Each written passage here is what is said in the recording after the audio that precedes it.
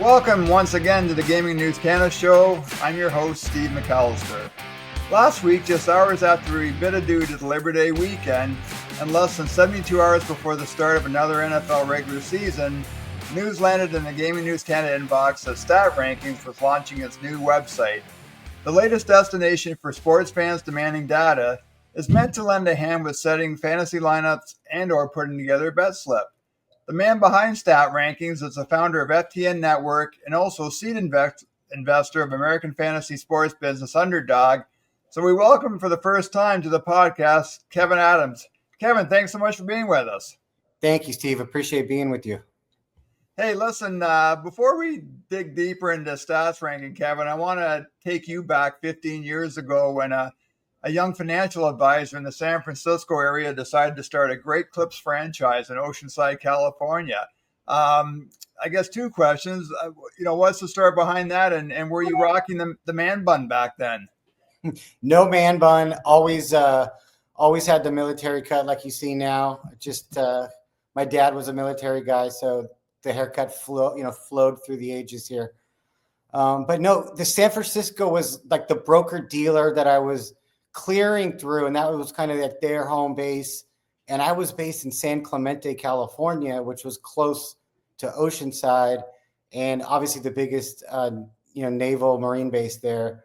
So it was really great for family cuts, great clips. That was right after the meltdown of the real estate, collapse of 8, correct? And I looked for like a diversified business that was the opposite of the financial markets. And Great Clips actually does very well during recessions. And then I just was that guy that was too focused on fantasy football. And in 2013, I won this thing called the Sirius XM Salary Cap Challenge, which was basically a DraftKings style event for the 16-week season back then. And I won the whole thing. It was like 8,000 contestants. And so I finally had some validation that I was good at fantasy. I always thought I was good at fantasy, but back then you had no real way to know because you're just playing your friends and family every year, right? And it was then that I started playing DFS seriously. And I went to some live finals where I met kind of the DFS elite, if you will. Jeremy Levine back then was already running Star Street, and Peter Jennings was just starting Fantasy Labs, and that gave me the idea to start Guru Elite, Fantasy Elite, with John Hansen, who's now the owner of Fantasy Points, and that became such a success. I mean, we peaked out at like $4 million of subscription revenue in 2017. It was the pre-PASPA DFS phase, right? That where DraftKings had a commercial on like every 5 minutes. And that was absorbed into the Fantasy Guru name, which gave me an exit and the ability to start FTN, which kind of just catches you up from financial advisor to, when I started FTN, and right when the pandemic started is when I started building that company. And just quickly on Great Clips, Kevin, is that kind of where the entrepreneurial spirit was born, and were there any lessons learned from acquiring that franchise? Absolutely. But I'd say it started with the financial planning because, you start with a big broker dealer. It was AXA Equitable, which is like, a large Fortune 500 company. But then I didn't like that structure where I was being managed. And I figured out quickly that if you have enough customers, you can open your own branch. So I opened a private financial planning thing called RLA Wealth Management, named after my dad. And that is kind of where it started, where you kind of you have to pay rent, you have to do all the things. And I really like that business owner mentality.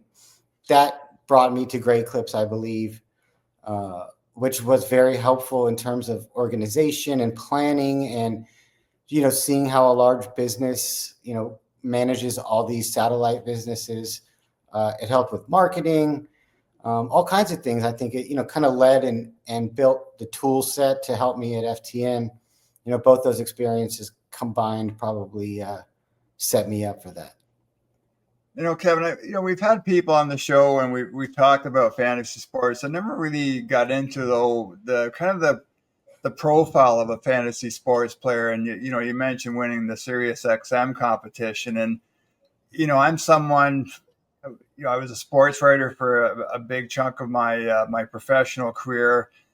Never had any interest in fantasy at all. I was in a rotisserie baseball league with a bunch of media people in Toronto one summer, and I hated it. I hated getting the phone calls on a Sunday night asking if I wanted to trade, That's my all. second string shortstop from the Red Sox for a reliever, and I just wonder, like, what is the impetus, or what's the motivation, or what takes you down that path to being someone who loves fantasy sports? I think a lot of it comes from former athletes that are not good enough to continue to play. For a cool story is my first cousin is the pitching coach for the Chicago White Sox, Ethan Katz. And he's 6 foot, like 3 or 4, and I'm 5'9". And so, you know, like he pitched in the bigs for a little, what they call a cup of coffee, right? Actually, too. And so I think I peaked out, in high school. I was a very good high school, baseball, basketball, football player, but that was it for my athletic career, especially in Southern California, where you have to be really good to keep playing down there.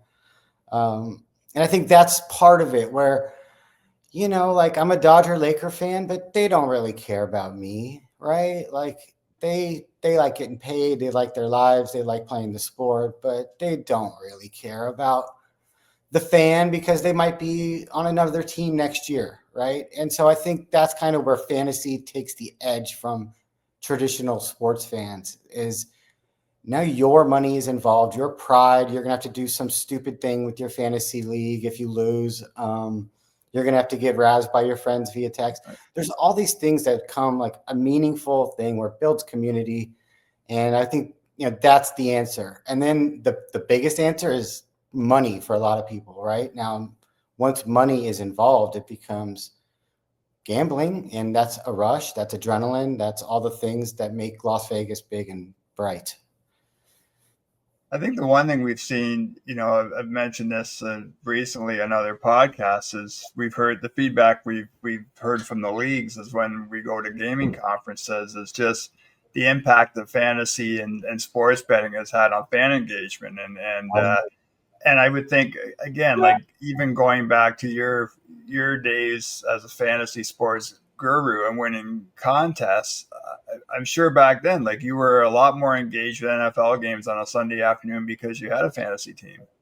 Oh, absolutely. And it's still now, like that's my true passion. At the end of FTN, I was so tired every Sunday from running the company that I would end up accidentally sleeping through Sunday games. And that's not even why I got into the industry. So, I really enjoy the playing aspect, playing DFS, playing best ball, those things. And I hope that's why my products speak to the users, is because, I'm really building things for myself that translate to others. I want to get into the whole sports data thing in a second, but before I do that, just for our listeners, Kevin, can you just walk us through kind of what the business model is for stats ranking? Yeah, absolutely. So, when you look at what I call the old guard of the stats industry, it's been around for 20, 25 years, and it's big, really big. I was so kind of blown away when I saw the analytics behind how many users are going to the reference sites, team rankings, stat news. We're talking about like 25, 50 million a month, where compare that to like a DFS, a betting, those type of sites. They're much, much larger because you're pulling in regular sports fans, sports bettors, DFS players, everyone. It all goes back to the stats, right? And now with prediction markets emerging, I'm sure that you saw the big underdog news, right? It kind of speaks to the stat rankings model of the stats are never going to change. Legal stuff might change. This might change, but people really still want the underlying core metrics, right? Like think about Morningstar with stocks and things like that. There's always going to be information needed to make decisions. And once money gets involved, and now we know that's not going away, there's always going to be money on sports, that data becomes more critical. And so when you look at post-PASPA growth rates on those companies that I just mentioned, like the biggest stats providers in the world are those ones I just mentioned, they have grown at like 100 to 200% a year since PASPA, and kind of under the radar, right? Because everyone focuses on sports betting, on player props, and the next best thing, and that's kind of already been established and taken. So that's very much my way of looking at business, is the Lowe's and Home Depot example, if you're familiar with that one. Yeah, and it's funny. I had Matt Bresler from Audit on the podcast No, man. a few weeks ago, and we're just talking about, like, as you mentioned, the whole data analytics industry has just exploded, and when I first started covering this industry back in the winter of 2021, I'd see the financial results from Sport Radar and Genius Sports, and then you start covering. We had a Canadian company, Quarter Four, that got bought by Fair Play Global Sports a couple of years ago. That got into predictive analysis with NCAA football games and basketball games and NFL, and morphed into other sports as well. And in the hockey world, we see analytics companies, and here in Canada, like SportLogic and Stathletes, and it just, like, you really almost need like a sophisticated Excel spreadsheet to keep track of all the data companies now. And I always wonder, like, for a company like yours, like, how, when you're trying to find your own unique path, or find something that's a difference maker for you from these other stats companies, I mean, what's your approach to that, and how do you think you've got that with StatRankings? Yeah, well, this is B2C delivery, where so many of those data companies are now, in the B2B market, right, where FTN data was. So this is just me choosing data sources. And what you just said makes it like the best time ever to get into this business, because you had the major players, Radar, Genius, Sports Data IO, and that was right, like it, right? That was like it. So now you have all these alternatives. I'm working with Rolling Insights. They've been fantastic. I bought FTN Data, which has PFF level data. I don't know if that was armchair analysis before FTN Data. So they have a huge charting team, just like PFF. And PFF doesn't sell to guys like me, right? They sell to teams. They sell to CBS and NBC. So there's not access to that level of data actually anywhere. Fantasy Points has it now, very, very expensive, paywall. So that's the differentiator, is the advanced data to the masses at a lower price point, and a different methodology of delivering it, which are the single stat pages, where you can Google search or AI search and find it very easily. Versus if you've ever gone into PFF, and I love it, I'm a subscriber, you have to now know how to navigate that site, or you'll get lost and not even know what you're looking at in terms of the advanced data suite that they have. So it kind of allows a more basic user to start accessing those advanced stats to get better at their bets, their props, their fantasy teams.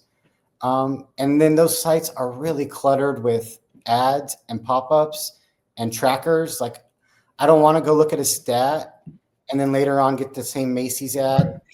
I've seen, I'm looking for shoes, and now like those Nike shoes keep popping up everywhere I go. I personally don't like that. I'm just trying to look at a stat. I don't want to buy shoes, right? So that's a big advantage. And then we're really fast. We load every page in under 300 milliseconds, and the average kind of old school stat provider is about 3 seconds per page load. It's also a more modern experience.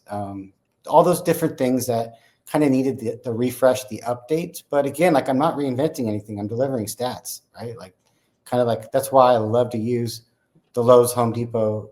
And I guess I should say, for users who don't know that example, Lowe's was started in I want to say 29 or 30 something. Home Depot, 1979, right? Home Depot's 5.5 times bigger in terms of market cap, and they did not invent hardware stores, right? They did not invent anything. They just do it really well. Their systems, their marketing, all that is really good. I'm going to butcher this question, but I'm hoping I can put it as eloquently so you understand where I'm going. But Sure. just in terms of the sophistication, like how you would have prepared for fantasy sports, say 15 years ago, and what a fantasy sports player does now. I mean, is it something as basic as you writing stuff on a piece of paper back in 2010, and people having their own spreadsheets now, or their own, their Google Doc or whatever? Or what, how is that? How has that daily fantasy sports player or fantasy sports player transformed in how they operate and where they're looking for their data?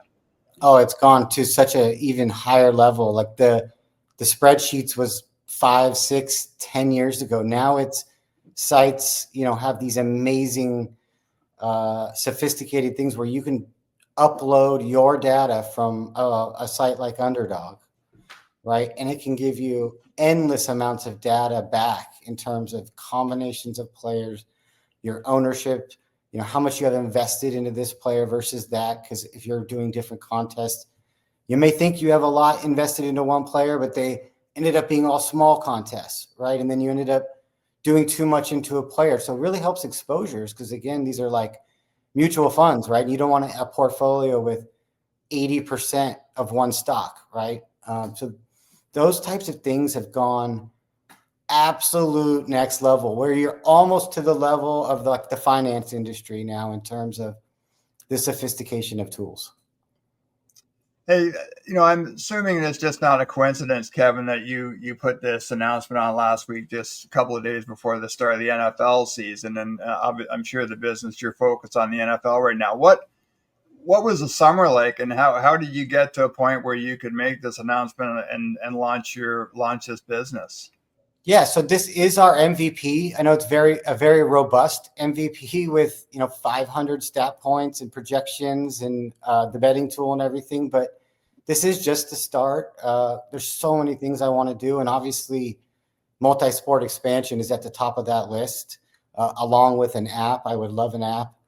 And what we're doing with the database is we're building this out with AI in mind. So the first thing is the database and the traditional, call it, old school website, but that's needed for proper SEO and proper search. So all those pages can be found from all the AI bots that are come now and coming in the future that will continue to take traditional search away and move search more to the AI, which is like maybe 8 to 10% at this point at most. It's still mostly Google search. And so that's really what StatRankings is it's big SEO long-term play, which is also somewhat contrarian right now because, SEO is very volatile with AI. But I do believe that, if someone is looking for yards per route run or fantasy points per route run or these sophisticated stats, and StatRankings has a single page that was designed specifically for that bot to read it really cleanly and give the information back, that's going to do really well because that doesn't exist at this point. If you try to go outside the very basic sports questions in terms of stats, it never returns the correct answer. It's always going to give you errors. And if you try to give it tables where it's reading multiple stats, it generally gets lost as well. So the future is being thought of in terms of the design of the database, which, I think will be desirable to a lot of companies as well. Hey, Kevin, for someone like me who's data and analytics illiterate, when you mention 500 NFL data points, can you dumb that down for me?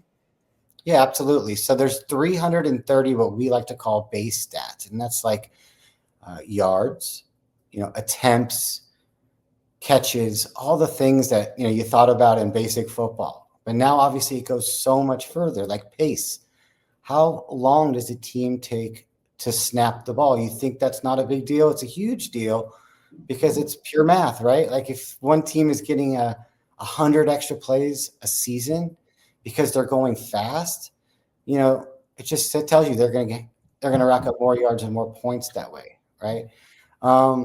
Do teams have tendencies? So, we like to look at what teams do against other teams when we're looking at how to pick our fantasy roster. So there's tons of stats with cornerback metrics. We've been looking at wide receivers like primarily only this whole time. Like, why aren't we looking at the cornerback metrics like as well, meaning the person covering that wide receiver or the cornerback group as a whole? Because with zone coverage, you often want to look at the whole unit versus just an individual player nowadays. I hope that answers your question. If not, please. That's fascinating. Also, I had Joe Madden was on the show a couple of weeks ago too, and we talked about, I was telling her about listening to the Sunday morning radio shows by the with the bookies coming on the show and talking about field conditions and that. Now, I was saying to Joe, I always found that more fascinating about a sloppy field in Kansas City, or it was going to snow in Denver. That was more fascinating to me on whether or not Joe Montana was going to throw for 250 yards. I just wonder, some of those stats you mentioned, that's really cool. Is there a data point or a trend or something that was really an aha moment for you, or that something that you thought, boy, this is going to be such great information for a fantasy player or a sports bettor, and we didn't have access to this a decade ago? Yeah, so I'm working on, I just got to shout out, Aaron Schatz, who was at Football Outsiders before they had, their issues. And I befriended him and gave him FTN data and kind of revived DVOA. And now DVOA lives at FTN. That's one of my more prouder things that I've done in the industry, because I'm a big, huge fan of all of Aaron's DVOA and adjusted line yards. And so I kind of break the news here. I've been working on a new metrics that kind of rivals one of his stats, which is called adjusted line yards. And that calculates how good the offensive line is. Like, we always give credit to the running back, but anyone who's played football knows if you don't have good big dudes up front, you're not going to get much done as a running back, right? So that metric really looks to how well the offensive line is blocking for their running back. And so at StatRankings, we're going to roll out a stat called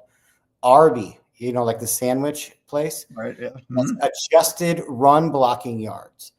And so this, again, I love the marketing of it, because, the big boys love their RBs. And that's basically going to judge. And what you asked is that the aha moment. Adjusted line yards really has helped me over the years as a DFS player and better, where I'm not so sure that the books and those people are looking that deep, even now, to where they're really getting into how well they're blocking against certain schemes, certain, those types of situations. So that would be my one. Kevin, is there pretty seamless transition from fantasy to sports betting? Like, I'm just wondering how, would it be the same mindset for a customer using the stat ranking product, that whether or not you're playing on a fantasy team on a Sunday, or you want to make a few bets on an NFL game? Absolutely, especially with prop markets. That's why prop markets are so popular, is because it's the easiest transition from fantasy to the betting. That's always been my thing from Fantasy Guru. We wanted to get them to transition from traditional fantasy to DFS. At FTN, traditional fantasy to betting and DFS. So it's exactly the same, only it's easier than DFS and almost easier than fantasy, because if I'm let's say an Eagles fan and they're playing tomorrow night and I want to bet on Jalen Hurts because I love Jalen Hurts, like, that's so easy. He's going to have 230 passing yards. I don't know his prop, so don't quote me on that. Right. Over and under, right? That's it, right? And either he has 231 yards or 229. It's also very simple. And so I can drink my beers and I can, the kids can be around, and I don't have to be like a true guru to really enjoy that bet of whether or not my quarterback threw for the yards that he needed. I'm just curious, you mentioned prediction markets earlier, and it seems almost everybody I have on the podcast these days, we look at the U.S. and prediction markets and sweepstakes, and and tax hikes on gambling operators and legalized sports betting states. I mean, it's a pretty volatile time for the industry, and I just wonder, how closely are you following that, and are there both challenges and opportunities for a company like StatRanking, and I don't even know if you call it a brave new world. I guess this volatile world of U.S. gambling right now. Zero. I know that might sound, bad, but I don't even think about it because the whole model is based upon the opposite of that. Whatever those guys figure out, we'll be here with the stats. You just let me know. You know what I mean? Sports are not going anywhere. That was why people said, well, why are you doing this right now when 2020, when it's all shutting down? It's like, you think sports aren't going to come back? People love sports, right? So that's not going to go anywhere. And as long as sports exists, StatRankings will have a place. Yeah, no, great answer.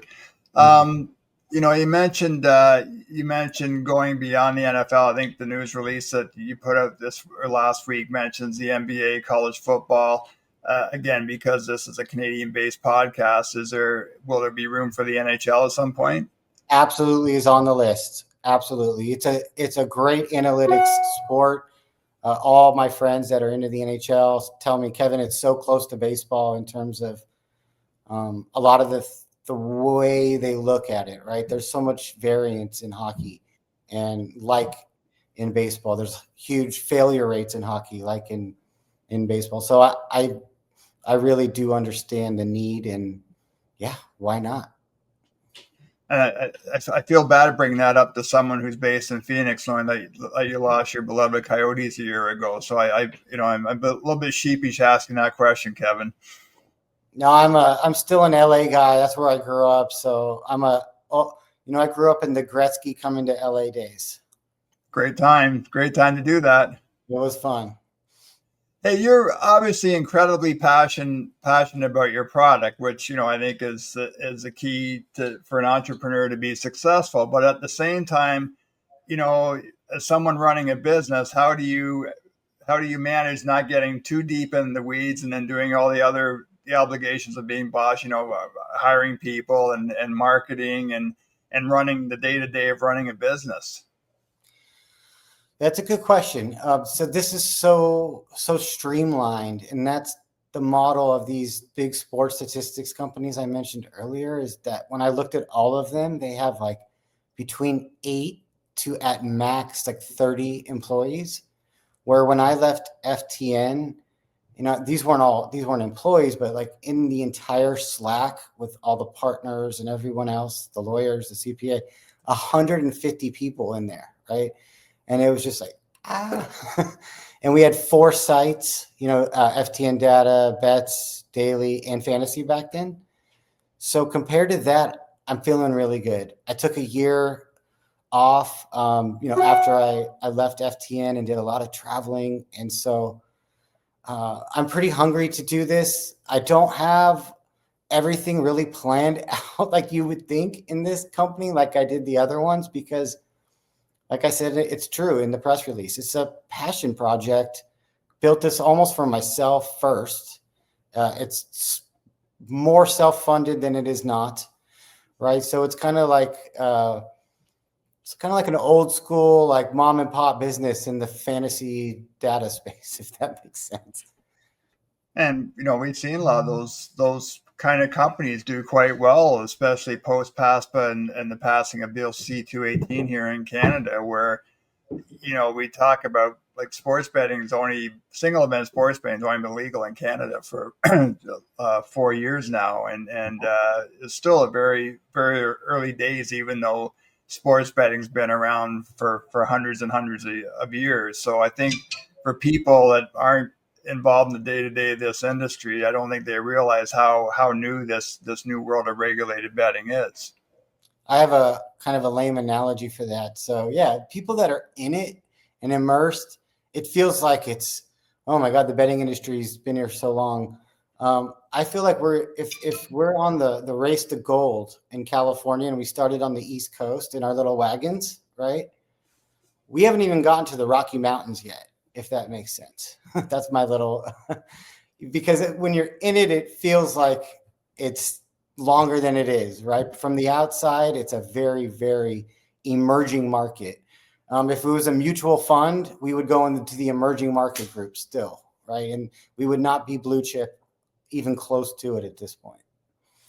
Hey, before I let you go, I'd love to get your thought. You've been involved with companies that kind of you're just not dealing with data, but you're dealing with video and articles. And we talk a lot on this show because I'm a longtime sports media geek, just on that whole merging of content and data. And I'll just take you back when I was at the Globe Mail back in 2006. We revamped our website, and we hired a guy who was doing hockey analytics at the time.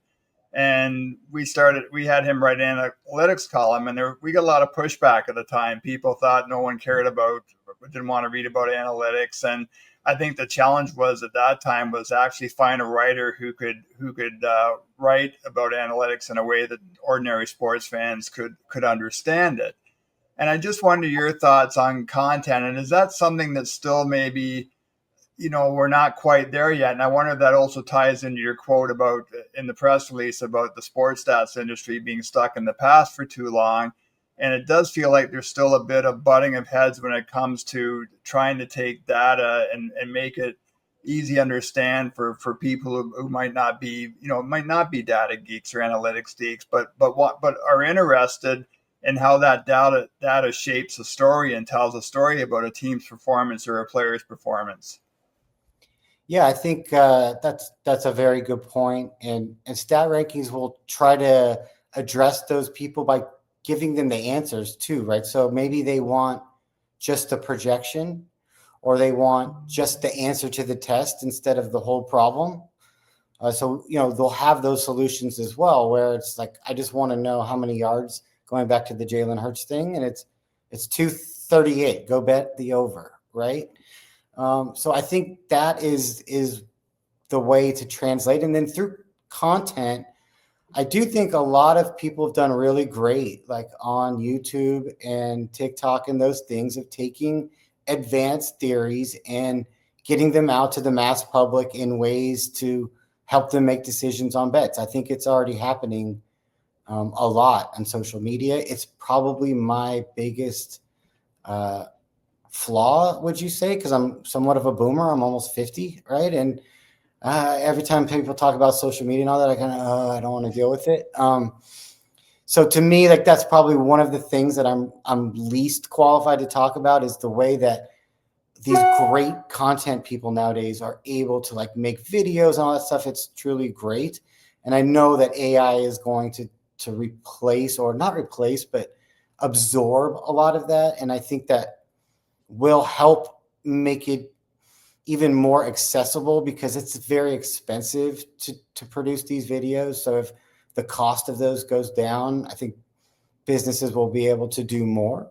And then a company like 1 Week Season that I'm working with, they're really all about teaching versus shoving stats or things. They really want people to start as what they call a fish, right? Right.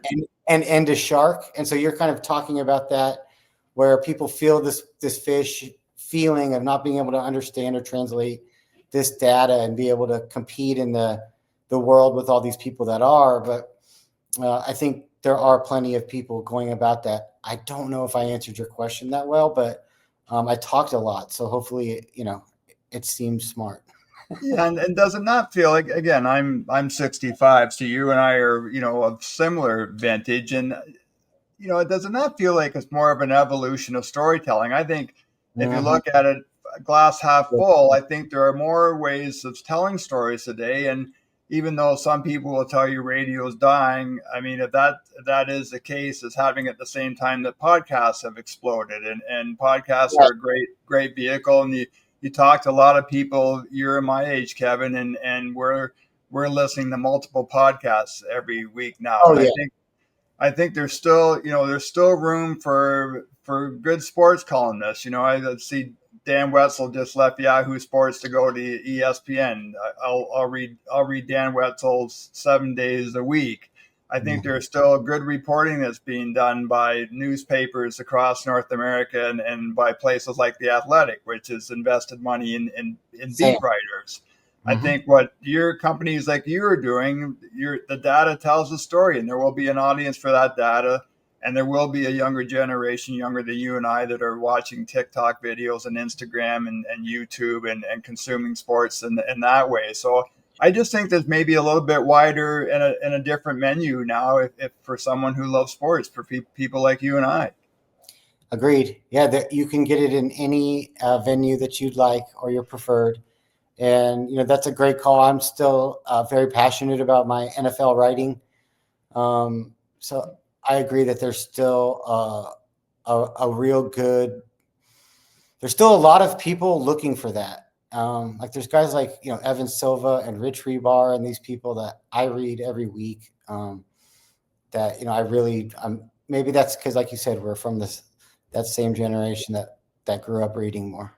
Yeah, and I think also we've seen some sports journalists who've embraced analytics and data, and it's again, for me, it's added another layer to that reporting and storytelling that they do, and it's really informative, and the numbers don't lie. I mean, they tell a pretty true story in an age where people go back and forth about what truth really means these days. Yeah, I love that point. I love that about statistics. Like, it just is what it is. We're not going to argue about this. Hey, Kevin, last question. Just what's kind of high on your to do list as next steps now that you're the company's out of the gate in the NFL season? We'll be publishing this podcast 5 or 6 days after the NFL season starts. But what's on your to do list next? Yeah, of course, a big thing for us is week 1, right? Like we have these stats going back 24 years, and we were able to do that with no games going. So it's going to be, an interesting week to get all those stats via the API fed into the site. And so definitely going to be a busy week. And then we're already starting to consume NBA. We have a separate, NBA dedicated data person. And we have a big announcement coming in about a month or so as we get closer to the NBA season around our NBA products. So be looking for that. We got a really special partner to announce. That is Kevin Adams, the founder, I was going to say chief bottle washer plus at StatRankings. Listen, Kevin, thanks so much for doing this. Wish you really a lot of success with this business, and maybe let's get you back on the show around Super Bowl, and we can have a bit of fun and talk about the season and talk about the Super Bowl in the new year. Would love to, Steve. It was a pleasure. I love talking about myself and my business. So anytime. Well, thank you. Thank you, Steve. Great. That's it for this episode of the Gaming News Canada show. As always, you can find us at gamingnewscanada.ca and also on the various podcast platforms. Again, thanks so much to Kevin Adams for joining us today, and we will see everybody again very, very soon.